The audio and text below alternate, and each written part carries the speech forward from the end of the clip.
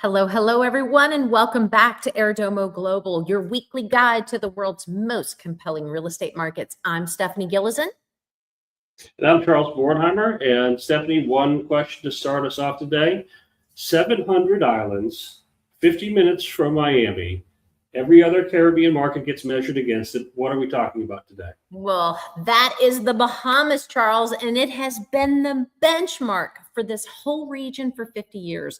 Look, the Bahamas charges no income tax, no capital gains tax, no inheritance tax. And if you watch us repeatedly, you know I love no tax.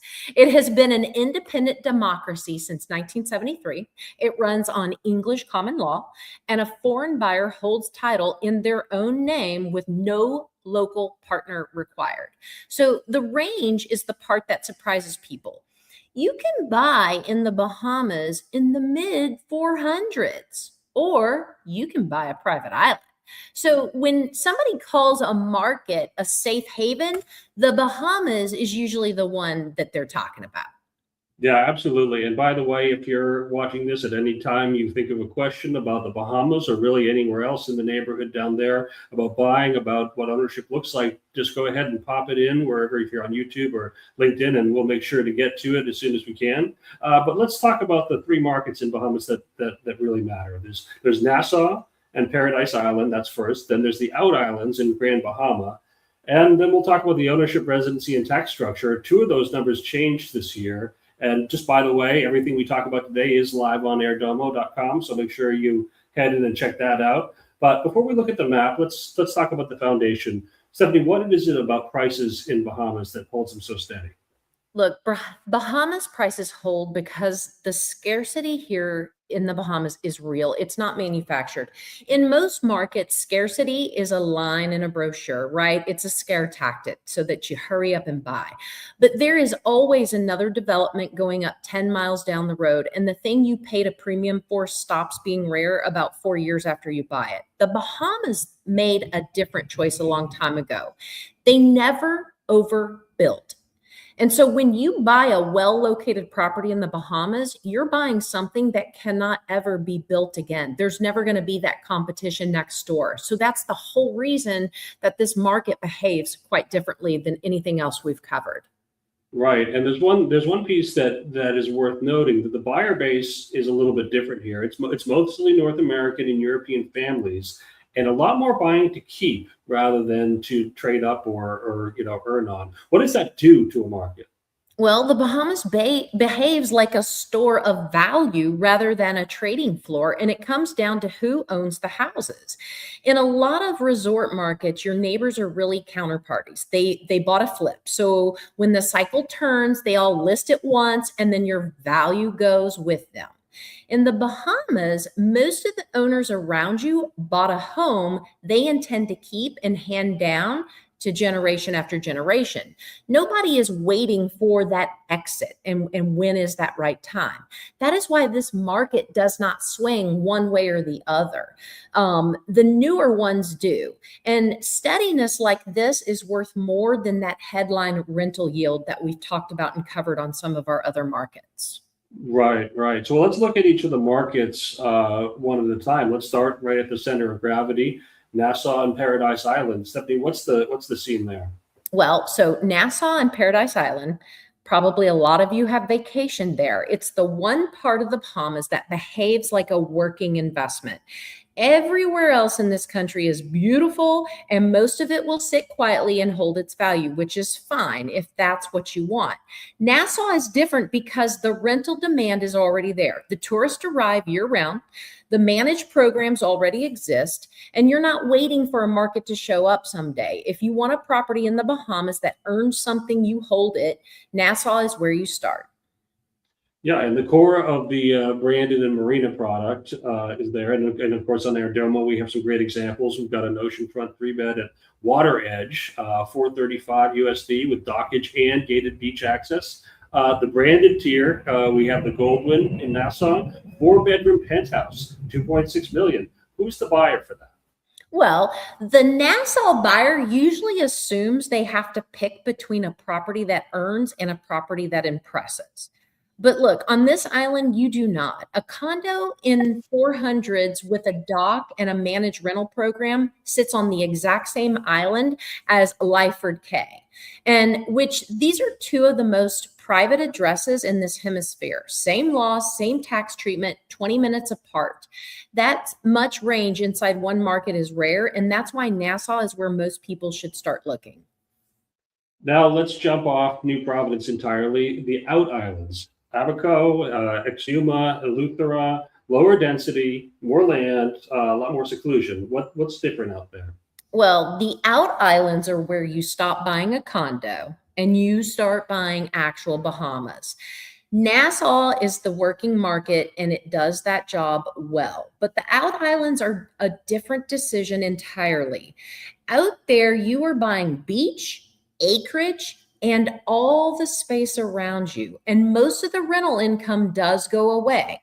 What you get instead is land that will not be subdivided out there. It's not going to be subdivided out from under you in 5 years. And for a certain buyer, that trade is not a compromise at all. It's the entire reason they went to the Bahamas in the first place. Yeah, a great example of that is one of our flagship properties, the Montage Key, a private 53-acre island in Abaco. Yeah. We have branded residences out there starting just under 5 million. There's also dual beachfront estates from about 6.8. So those are, yeah, as you said, those are land plays. Those aren't income plays.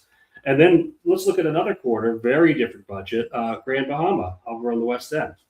Well, most of the people assume that owning waterfront in the Bahamas starts somewhere around $2 million. And on the west end of Grand Bahama, that is simply not true. You can buy a full acre of titled land there on the water with a dock starting in the mid 500s. So that is what a small condo cost in a lot of American cities, right? And here it buys you an acre in a country with no income tax.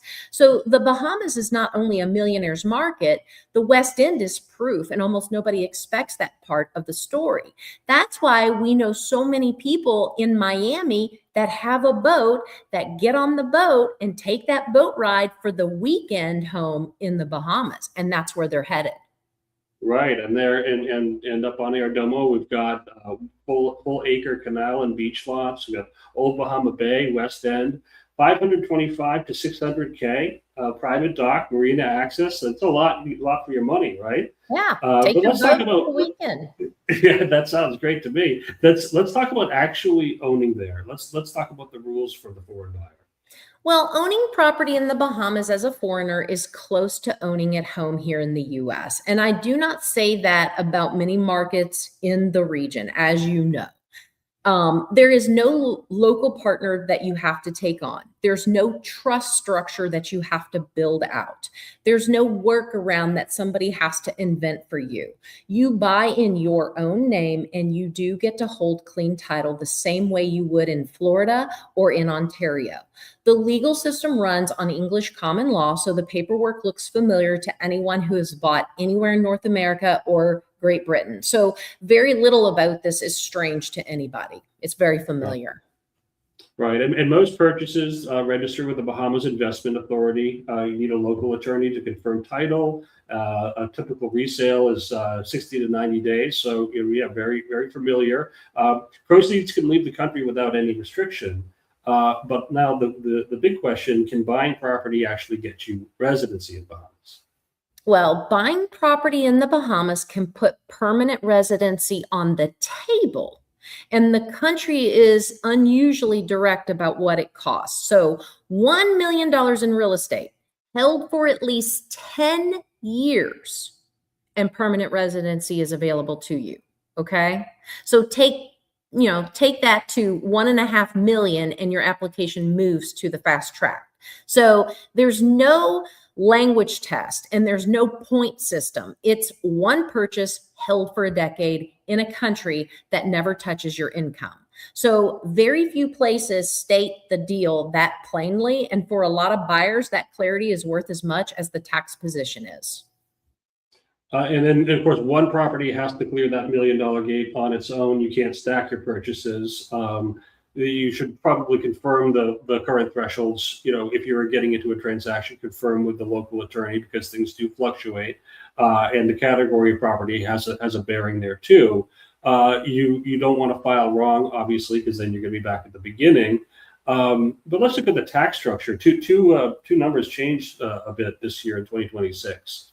Yeah, anyone buying in the Bahamas this year needs to know about the 10% VAT on the transfer, because foreign buyers pay that rate at every price point. So here's the part people miss. That 10% is customarily split between the buyer and the seller. So on a $600,000 lot, the $60,000 is usually 30 on your side of the table. Okay, $30,000. It is negotiable, and it does get settled in the purchase agreement, which is exactly why it belongs in your math from the first conversation rather than the week before closing, right? You need to know this up front because it is part of negotiations. It does affect resale values, and it does affect what developers ask for property, because they're taking that into consideration when they're working it into market value. So even with that cost, a country that never taxes your income or your gains or your estate, look, they're doing something almost nowhere else will. Okay. Right. And there is an annual property tax to keep in mind for a new foreign owner occupied category. That's a flat 0.625%. No exemption, but it is capped at 200K. That cap went up from 150 this year. And the test changed to primary residence. So no more counting out the half-year days or 180 days. It is now the primary residence that matters. And put it together against the other markets that we've talked about. Where do you rank the Bahamas in terms of the tax position? I think the Bahamas sits at the top of the safe haven list because it asks you to give up the least. Okay. I love Barbados. We covered Barbados. I love Barbados. I love Turks and Caicos, which is very close to the Bahamas. And they offer a similar tax position. And look, both are excellent markets in their own right, and I'd settle for either one. But what the Bahamas adds on top of that is depth. It has the longest track record in the region, the deepest luxury tier, and a rentable condo sitting on the same map as an island you can buy outright. So you're not making a bet on a country finding its footing. The Bahamas found it decades ago. Right. And again, there's several on Airdomo today. We've got Nassau, West End, and Navico all represented, but we do have some great contacts and some concierge resources. So if what you need is a little more specialized and you need someone to find it for you, we are standing by to grab that for you. Stephanie, what's the last word on Bahamas that you want people to take away? If the Bahamas has not been on your list until today, look, it should be. The first thing to get honest about is which Bahamas you actually want, because there are 3 different decisions as we've covered: the rentable condo in Nassau, the private island in Abaco, or the acre of waterfront on Grand Bahama. Go to airdomo.com.